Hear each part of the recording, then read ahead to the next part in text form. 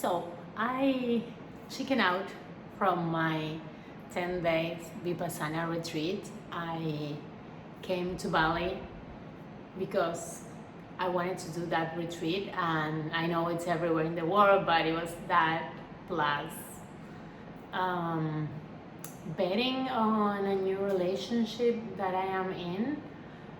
And honestly, on the same day that I was supposed to go to the meditation retreat, which is kind of like, yeah, if you know nothing about it, it's a silent retreat. You're not supposed to speak. You are meditating from like 8 to 10 hours a day. You have no contact with the outside world, no phones, no books, no even journaling, nothing. So here's what happened. I normally, let's say my normal life always consists in waking up, journaling, meditating, not grabbing my phone for the first hour or so in the morning, and having time and space for myself to just ground and to feel grounded, and yeah, to start the day from that energy. And I know that when I don't do that for a long time, everything in my life starts feeling crazier and less stable, because my lifestyle it's a little bit hectic. I was in Brazil 2 weeks ago. Like the week before that I was in Argentina. The week before that I was in South Africa. Now I'm here in Bali. So by all like normal standards, my life is pretty hectic, and since I've been traveling full time, these type of things happen. So what I know and what I feel makes me feel grounded, makes me feel like I am moving forward, makes me feel like I am safe, are mostly those routines, because those are the things that no matter where in the world I am, I know I can come back to them and yeah, just feel the benefit almost like instantly. And what happened is that I've been in this weird in-between phase for a while now. And I felt like for the last maybe 2-3 months, especially like February and March, I've been really like distracting myself. I've been drifting from all the things that I know are good for me, and I've been just distracting myself with my phone, with like doing a bunch of stuff, being with people all the time. And I know those are kind of like my escape mechanism. When I don't want to deal with something, I know those are the things that I tend to do. And yeah, this is a really big important part about like knowing yourself and knowing your triggers, knowing when something is not really right, but sometimes we don't have, or at least I didn't have the capacity to change it, because yes, I was just feeling so overwhelmed that the only way to get out of that feeling was by distracting myself. And on the same day of the retreat, I realized that I signed up. I had like a lot of like back and forth questions, and that process went for a couple of weeks, and I got confirmation that I got into the Vipassana retreat when I was in Africa. And that was a month and a half ago. It was like February. So I got really excited when I got that confirmation, and I got excited. I was like, okay, I'm going there. I need to like find tickets to get there before that, and that's about it. I didn't really think much about it. I didn't really look at what it was. I have one of my best friends who did it, so I kind of like talked to him at some point about it. He told me his experience, and that was about it. I didn't want to know a lot of things, but as the days, like as it come like to the dates that I had to like show up for the retreat, it wasn't until that same day that I woke up at like 4 or 5 a.m.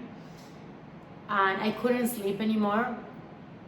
And I had this question in my mind: am I escaping my life again?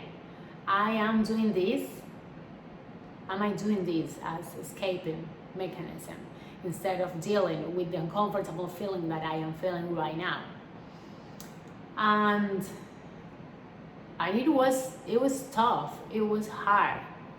I started like just walking around thinking, like all these emotions came up because I'm someone that has this identity of like following through.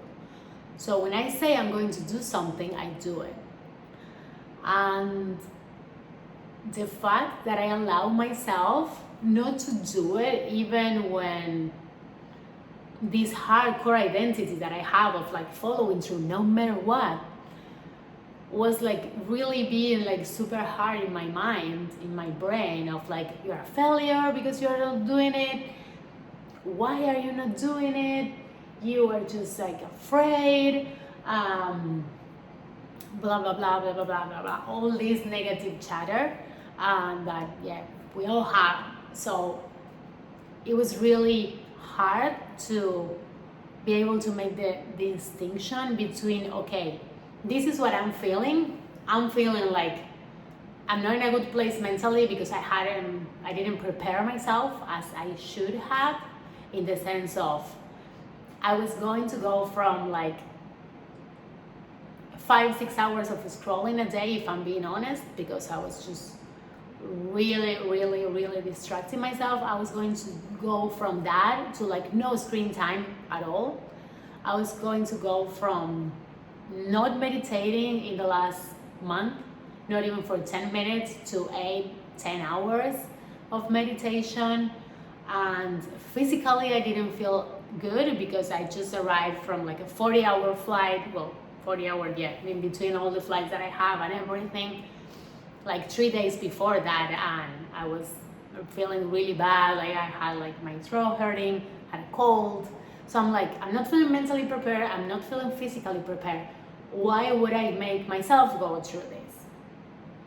And I realized that the only reason why was to just not being the person who said no at the last minute.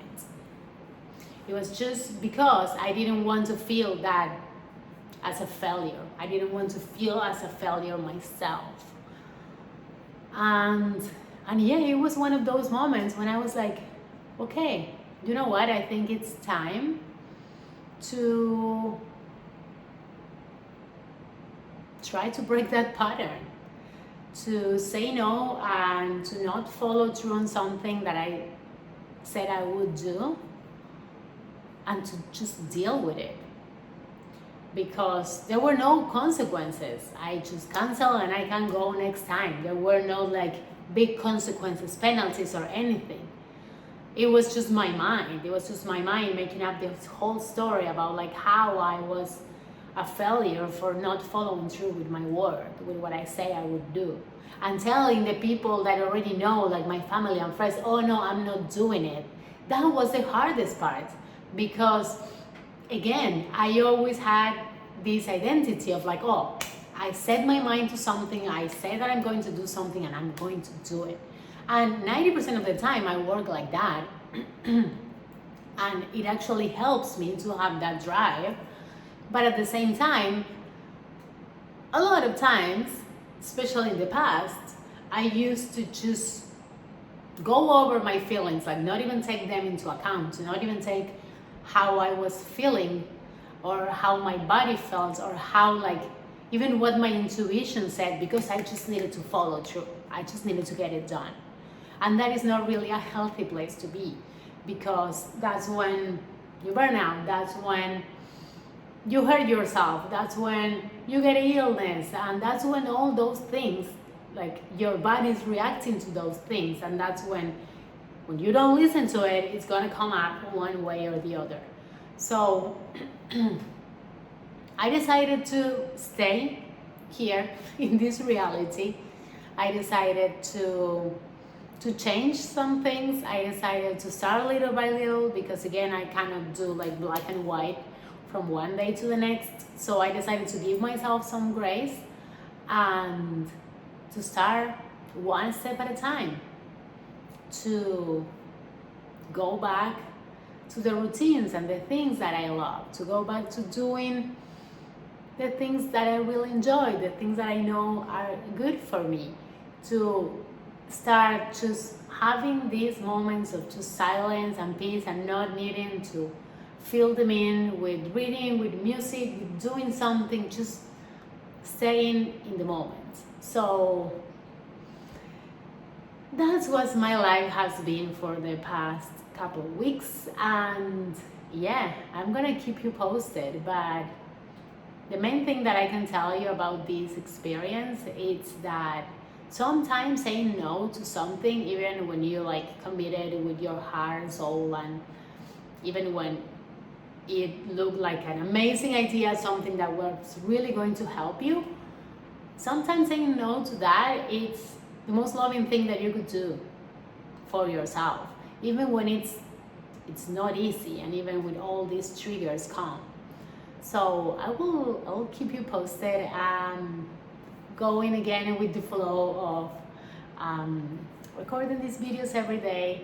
So if you like these talks about self-love, about my own experience, and about how I am navigating life in this in-between season of becoming the next version of myself, I invite you to follow, subscribe, and yes, see you around.